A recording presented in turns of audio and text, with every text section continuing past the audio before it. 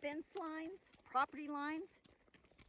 How do you know that you're going to be building or putting stuff on your land or an adjoining neighbor? So that's a big deal, guys. If there's a fence, like this one here,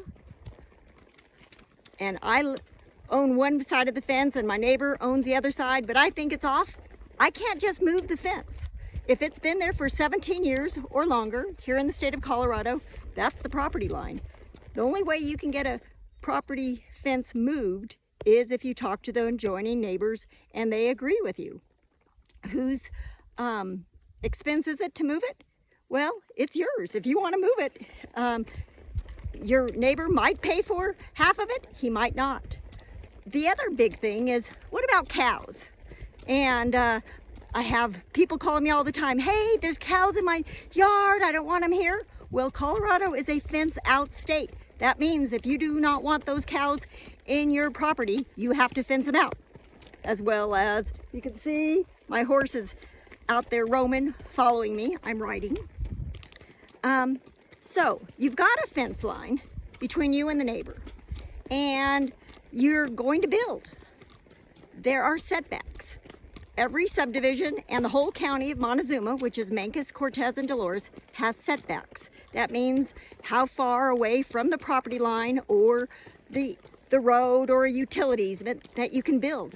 That does not mean that you can park cars and barrels and all your old junk right on the property line. That is going to tick off your neighbors. That's not a good way to start off a new relationship.